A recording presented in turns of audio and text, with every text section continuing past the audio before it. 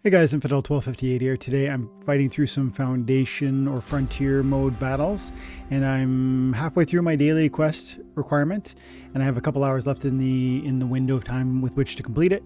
And so hopefully we'll grind through 7 or 8 wins together while we're chatting about Frontier, while we're chatting about Foundation set, and also I want to talk more about the upcoming reward set that we're expecting to be released from Splinterlands. I covered it previously in many videos now because it's exciting. It's coming soon. And more recently, based on some tweets from Splinterlands, the company, there's reason to believe that they're going to issue reward cards that are tradable, saleable. And so there's going to be even more value available within Splinterlands for your time and attention. Again, bringing us back to the old ways, and I'm excited about it. So if that sounds interesting, stick around. Otherwise, check out the next video. Okay, so we got 79 mana, we got Earthquake and Melee. Really, I still got my 1-2 punch with Marley or Thalgrimor, and then of course I use Incessant Sage every now and then. In this context, I would love to bring out, Incessant Sage on one hand, because we cut through the armor. Okay, so let's try that again. Inclined to try Marley for the magic. Thalgrimor. Let's go Thalgrimor. At least we can bring one flyer from there. So we bring out the Void, obviously in the front lines, and then we're going to bring out Bear. We got to bring out our armor. We need Little Sister is maybe my carry. Maybe the carry that's happening here. And any sort of melee can work rather. I'm going to expect he's doing a mirror match, which means the Nimgard is going to neutralize a lot of my damage output, but Little Sister's going to be alive long enough to maybe get up, a few hit points. So we'll see. I think it's going to come down to who's got the more advanced black team. Ah, he went armor. Yeah, I think we're going to be good here. I think, now mind you, he's got his leveled up. He's got a good amount of damage, but I think we're going to be good. Let's find out.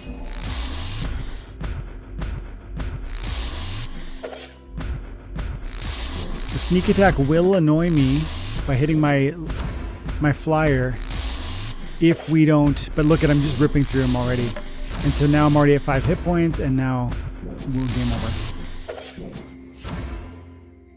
There's only a couple key monsters, Little Sister being one of them with the flight, and then there's a blue card that has magic reflect. There's a deflect rather, and deflect can be crucial in blast conditions. But generally speaking, the abilities are so much more pared down in this context. Okay. With keep your distance in this context, the Bartholomew speed could be really helpful, especially with low mana. But I think we're going to try Thalgrimor. We'll go the 2 magicians, and we got to make sure we get a snipe.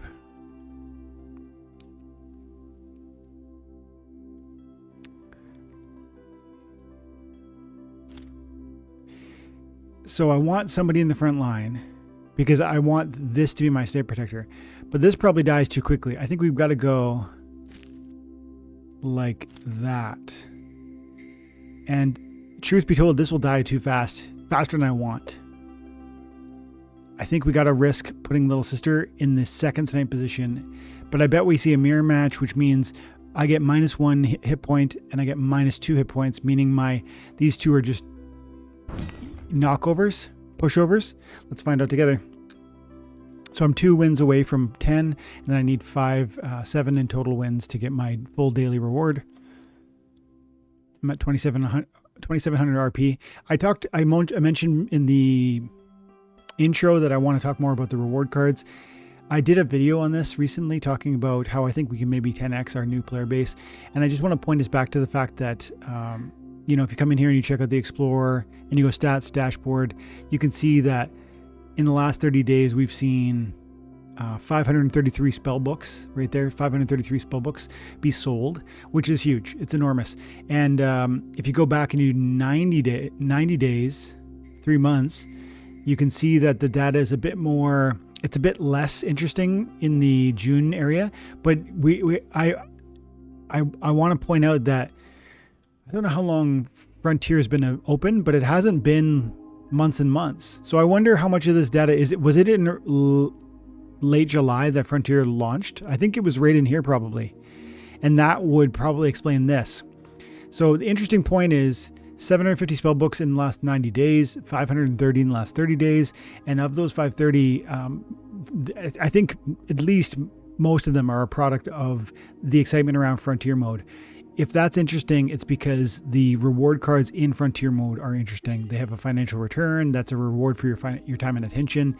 And my speculation and my expectation is that Splinterlands is planning to release reward cards that will be earnable in Modern League. They hinted at this in the last Town Hall. I think they're going to do it. And if they did it, I bet that drives adoption and spellbook sales in a massive, massive way. Okay, let's find out together whether this works. He has more hit points that I got to eat through. And that might be all he needed. Let's find out together.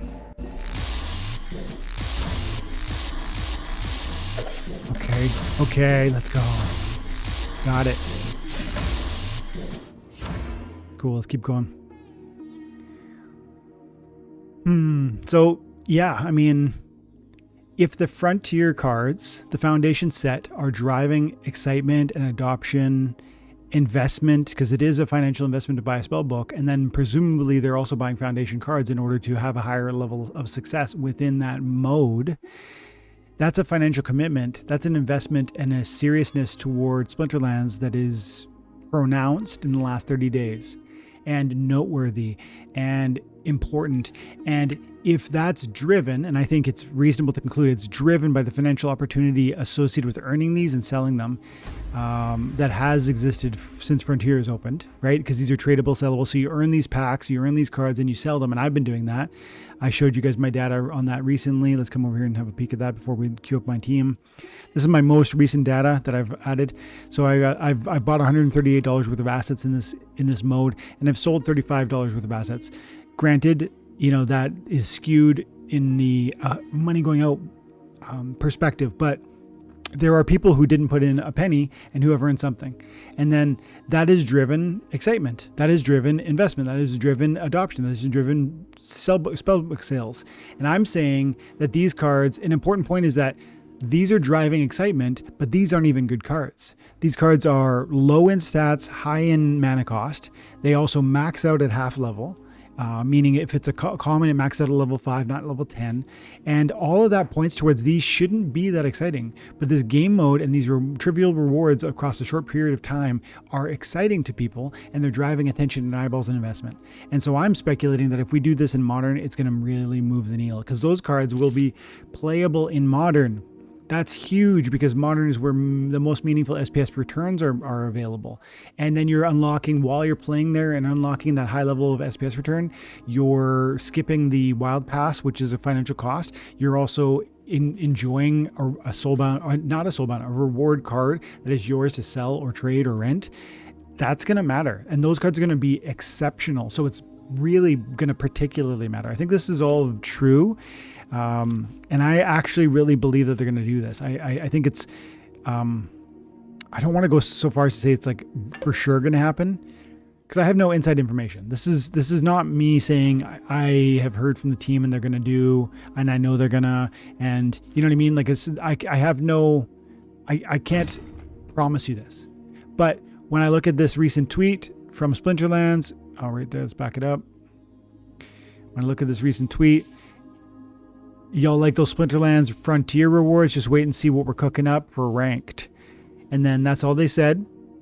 But I'm certain that means, well, I feel a high level of confidence that means reward cards that are tradable in Modern League. Maybe in Wild too, by the way.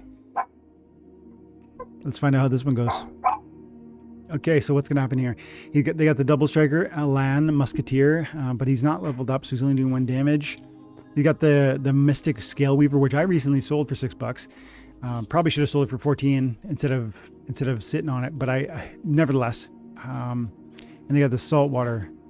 I'm going to rip through his back line before he gets through mine. I think his Saltwater dies before mine.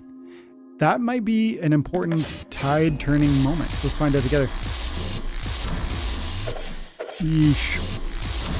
Do I fire first? Yes, that's a big move. I fired first there. Deleted 4 damage output of his team. And we got his... I think we're cooked. Oh, can I do it? We got it. Dude, that was down to the wire. And see, I hope you really saw my face in that moment. Like, that was genuinely exciting. I was actually legitimately hyped about that victory. And this means almost nothing financially to me. Like, this is not, you know, a retirement plan and I'm gonna, if I hit that, like suddenly I've got $100,000. It's like there's joy in playing that and watching that unfold and while that was happening, watching my my Great Bear Druid versus his Great Bear Druid in the second round there, and I'm like, am I gonna punch first? Am I gonna punch first? Because they're the same card. It comes down to luck. Who's gonna fire first? I went first, and then I ended up deleting his, and that was 4 damage output that I removed from his side of the equation.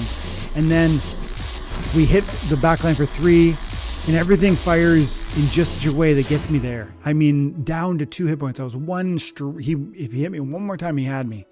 That's fun, man. That's exciting. And this is the joy of Splinterlands. It's like there's an entertainment piece, and of course, you know, you're also hoping there's a financial opportunity associated with it. But frankly, you don't come at it from that perspective. You come at it from the perspective of fun and rewarding. And that combination is the place that allows you to stay, because too many people come and they're like, I'm looking for ROI, and they're chasing green candles. And then when bear markets come, they cannot keep playing. They don't keep earning. And then, so 2 years go by, 3 years go by, and you're sitting on the sidelines. You're not earning SPS on a daily basis. You're not earning, you know, soulbound reward cards, or maybe eventually tradable reward cards. And you've missed a lot of the building phase, the opportunity to pack bags. And a lot of you naysayers are going to say, like, yeah, pack bags with assets that don't matter. Yeah, that's why I often say with trivial rewards, but they mean they have trivial value, but across a long time horizon, that value conversation can change. And so whether it's the SPS you're earning, or the cards you're receiving, or, you know, the land assets you're unlocking, or the totems that you're, you know, coming across when you search your land while, you know, producing off of it, these things can matter across time. Airdrops that you're earning, or et cetera, et cetera, et cetera. Tournament rewards, or guild brawl victories, or gladius cases, et cetera, et cetera, et cetera. There's all these different quote unquote trivial rewards, but they matter across time. And so that's why you have to enjoy the process for itself. Because if you do, you're going to keep playing. And if you keep playing, you're going to keep unlocking those and stacking those. But if you're just here for the green candle, you arrive late and you leave early. And often you're probably going to miss the top anyways, which is all to say you're going to really suffer. Chasing finances is like never the play. It's just never the play. Okay, let's go minute 20, and we got a serious opponent with 2,900. He's got a maxed out Thalgrimor-ish. He's got a weak, everything else is weak. So he'll play Thalgrimor, which means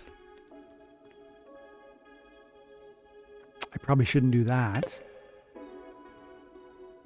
But then again,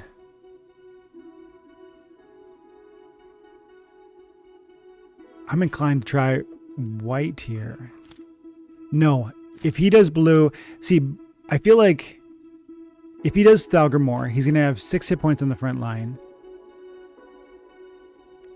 And I can nuke my way through that.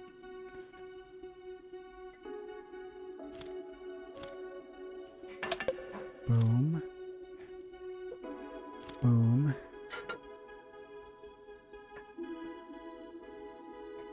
I'm a little hesitant to like really super lean into just the magic.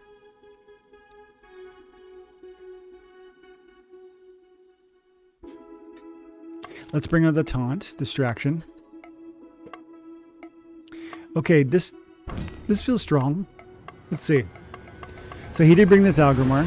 If we just went all frontline magic, it would have been like, it would have taken actually a couple turns, maybe 2 or 3 turns to get through to finish this Nimgard, because I got to fight through the Bellarok and then the Nimgard. Meanwhile, he's kicking out 3 damage from the Spine Tail, by the way, which I've never actually seen a max Spine Tail with 3 melee damage. In this mode, that's huge. And he's got the poison over here from the Black Widow, which I don't have the max Black Widow either. So I think I might be in trouble. Find out together. I think we lose.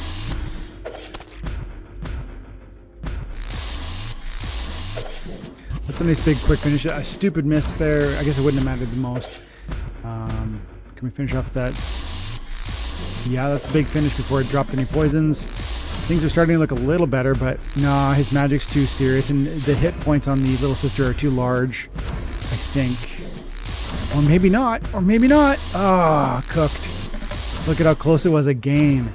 That little sister probably put on 2, maybe 3 hit points through the course of that whole battle. However, that was all she needed. Like, that was the deciding factor. It's like in this mode, victory and defeat, there's a razor's edge. And that's probably true in every level, modern, wild, survival, etc.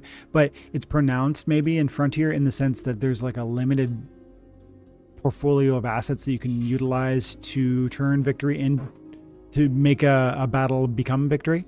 And so often if we have the same tools, it's like, it just is going to come down to that, who, you know, the strategic advantage between how you placed them and how I didn't, or who went first. It's like there's a real thin edge between victory and defeat. So we need 5 more matches. I only have 16 more energy. We should get it. We should get it. On the topic of like seeking, like recognizing there's a value associated with the enjoyment piece of what Splinterlands offers.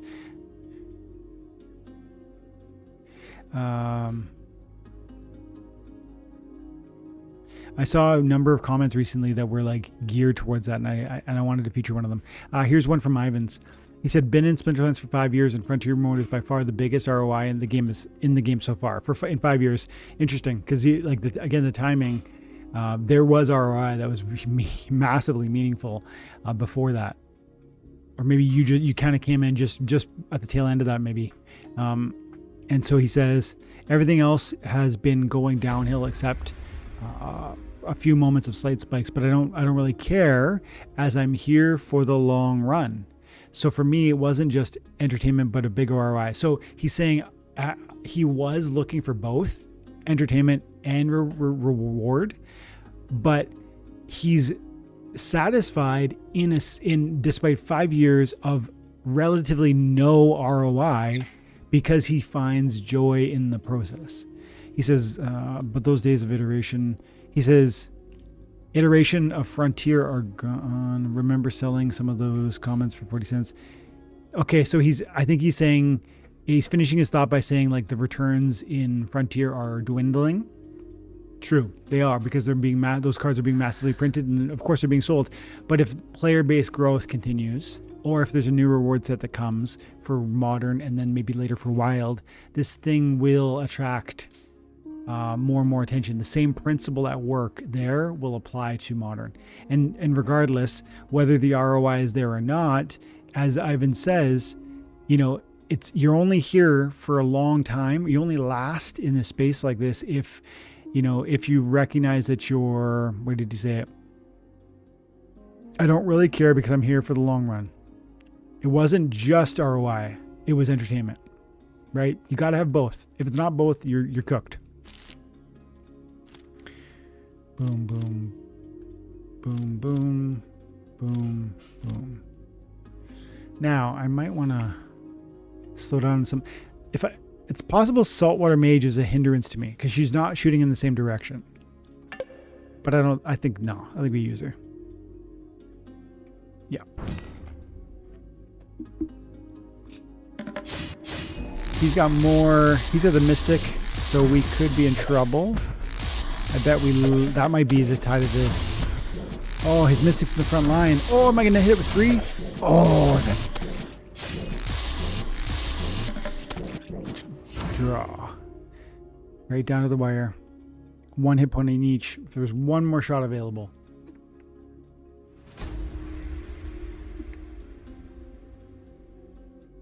Up close and personal. Armored up. Okay, melee only. My best melee monsters are on the Incessant Sage. But to be able to bring one magic monster who can kick out 2 damage. It seems like it's probably prudent. But then again, maybe not. It's only a small...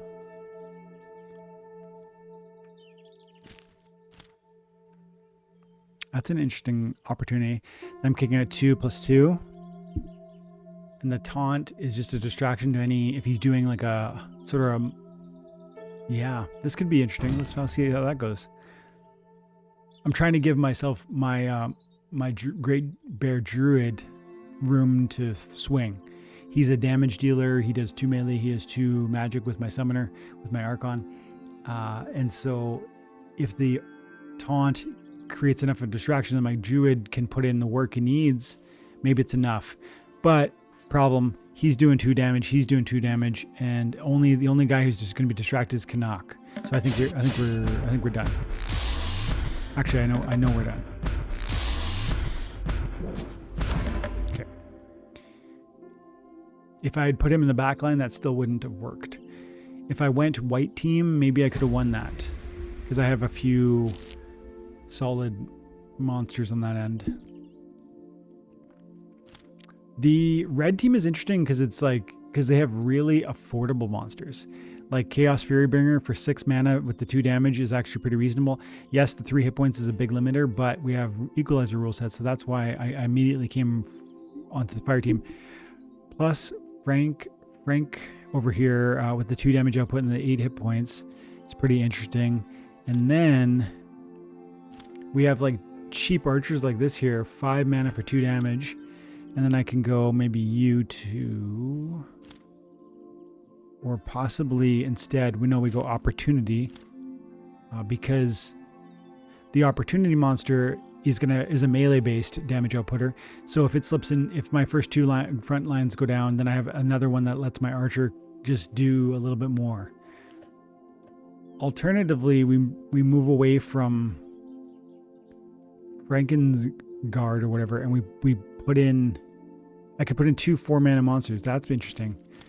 So boom, boom. I like that actually. And then, yeah, let's try that. But there is Deflect was one of the rule sets. So the thorns that I threw in there is going to be irrelevant in the sense that it won't do damage. However, it's still relevant because it's a equalized melee monster. It's going to give me 4 or 5 hit points on the front line. 7 hit points. So he did it too. The thorns is irrelevant, but the 7 hit points, I have 7 hit points to let him breathe a bit better. And then him. The snipe is annoying because he's going to snipe me down pretty fast. Actually, like across 3 rounds, his snipe is actually really caused me problems. Unless my sneak and opportunity do what they need to do. Oh, that miss is huge. That's a huge miss. 20% chance to evade. And now you're done. And yes, he's got the magic monster with now 11 hit points, but we still got 4 damage output at minimum. Yes. Oh, the flight dodge. I forgot about the flight dodge equation. Let's see how this one. Yep. The dodge, dude. Oh, let's go. Fun. Okay. So 4 more wins. Looking for 4 more W's. $22 for the summoner. 15 for Quid Yuff. 13 for Verif Salacia. Like, what's the land benefit of a card like this?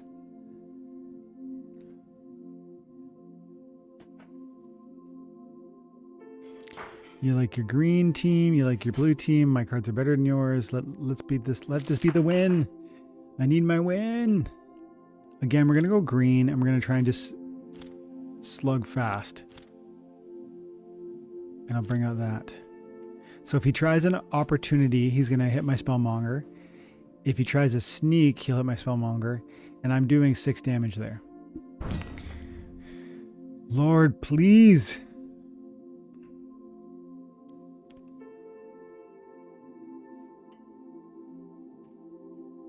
Lorna Shine's still commanding a $30 price tag. This is one of the best rare summoners in the game. Man, Mylor Crowling used to be a $1,000 card. Maxed out copy, $45. I really don't believe that Wild is going to be like right now. Wild continues to be this place where we think cards go to die and Wild rewards just don't matter, and it's automated and you don't need every card to be high level success. And all of that primarily comes from the fact that there's lack of player base.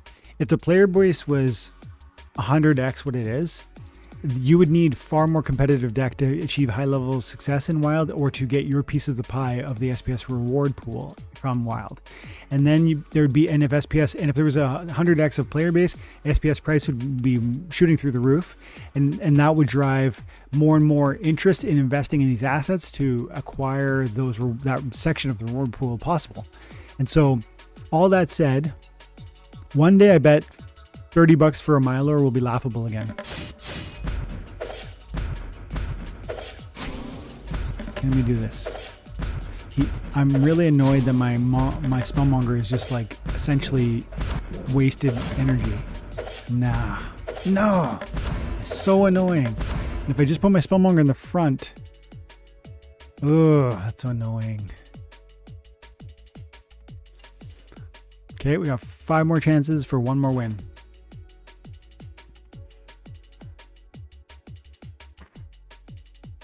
I think I talked about this earlier, but in case I didn't, my card valuations are on the screen. Actually, this might need updating. Coming here to profile my Explorer card 2 days ago.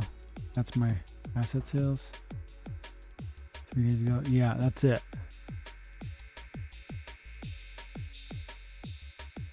So 35 in, 138 out, and I'm gonna need some,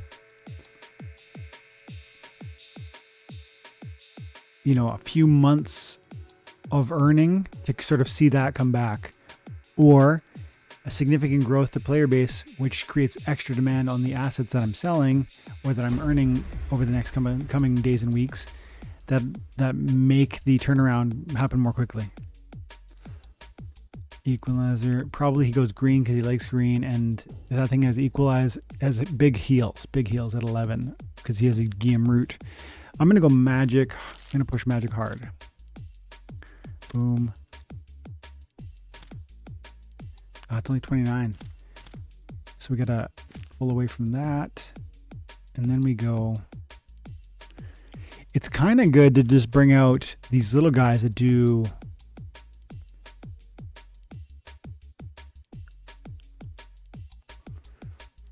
I feel like it's not the play to go red, to go blue here.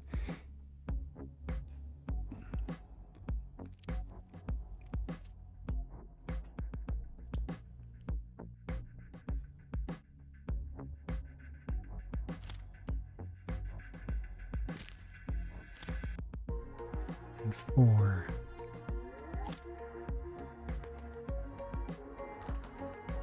So we've got thorns damage, we've got reach damage, we've got magic damage, and little archery damage. 1, 2, 3, 4, 5, 6, 7 if he's getting melee damaged. Seems like a lot.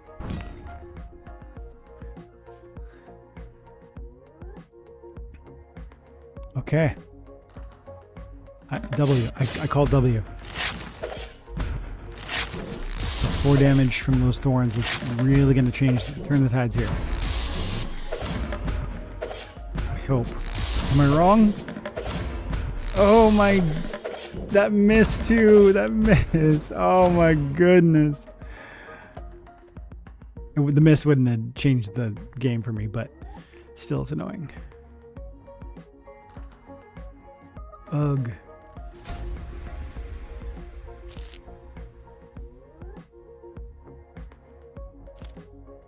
Boom. Boom.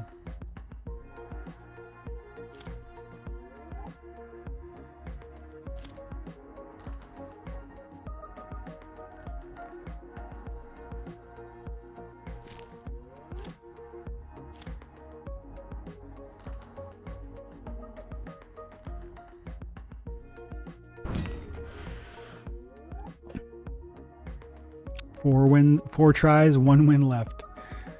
4 tries remaining, 1 win needed. I'm getting worn out here, guys. We've been going for an hour, I bet, haven't we? Almost exactly an hour. Please let this be the win.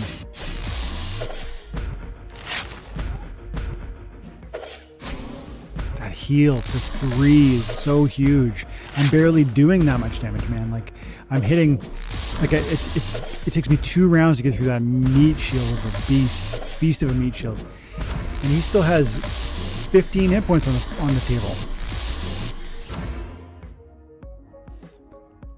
I don't know if we're going to make it, which is super annoying. Weak magic, counterspell. So we can't pick blue. We can't.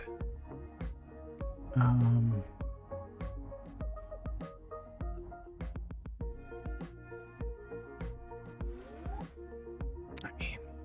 this is not more... this is a less effective team, though. Really, without Little Sister, this team just doesn't fly. If we go this way... and we lean into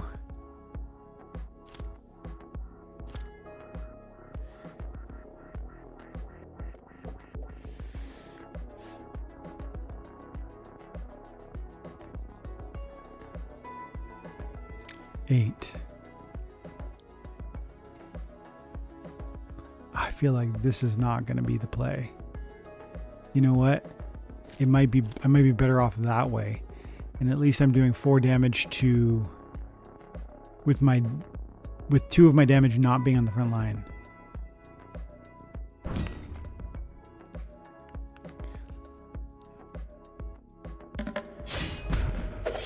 I'm annoyed that my damage is split. Can I kill that archer? Can I kill that archer? Killing that archer is huge. We still don't know if we win this because we're hitting for 4 and he's recovering 3. And he's hitting me for 1. Yeah, we got him, right? Wow. Right down to the wire. 1 hit point left. We finally get the W. Okay, let's claim it. Of course, we're getting 3 chests and frontier entries. We got 2 days and 14 hours left in the season or whatever. Let's rip these packs. Back to lobby. Open packs. And I actually have a Riftwatcher pack as well. We'll rip that right now. Skip. Let's rip the Rift. I got this from buying some ultimate chests earlier today. Come on, gold foil legendary coral lurker.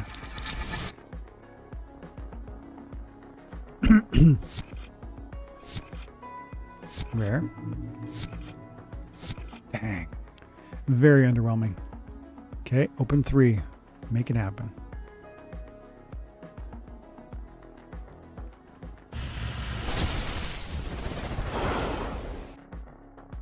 Flip all. Summoner worth 50-60 cents. Epic worth something, right?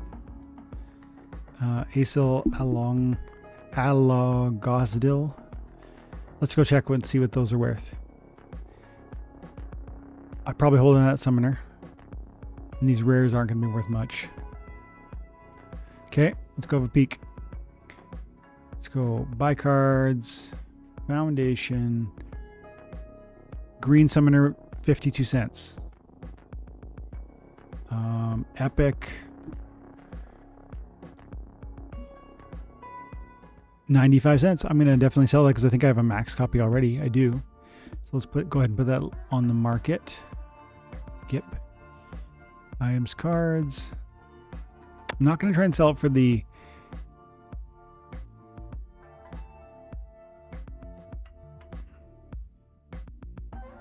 Oh. Items. Boom. I'm not going to try and sell it for the bare minimum. List for sale. 95 is the current low. I'll go like 88 because I like the number 8. Try and move it. Try and lock in that value. Move me one step closer toward paying off my... making myself in the clear on foundation. And then we... These are only worth a penny. It's hard to justify trying to sell that, so I'm not gonna. And then what was the other thing? The summoner? Going to level 2. That's worth it. Strictly because it opens up meaningful upgrades for my common, sorry, my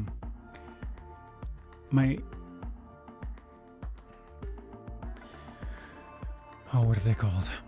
My neutral cards.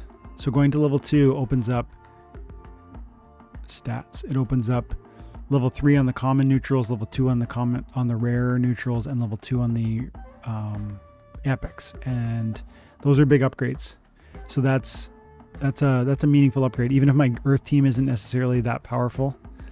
I recently sold my GM route, but like for instance, my Mad Gear could really benefit by going like this. Now it's a level 2 currently. This will make it a level 3. It gets 1 more speed, and it will play at that level now because it's common. It's going from 6 hit points to 5, but again, 3 speed is pretty fast. I like the animation too, or the drawing with the cart. That's really cool. Can I do that anymore? Doesn't look like it. But even Dread Teferian over here, he's playable at level 3 instead of level 1, which is a huge upgrade. Kicking Rock. I need 1 more U. I don't think there's nothing meaningful for that, so I'm going to go ahead and skip it. Oh yeah, I have a Glimmer Mason. What's your deal? Oh, you're only 50 cents. I'll just hold on to you.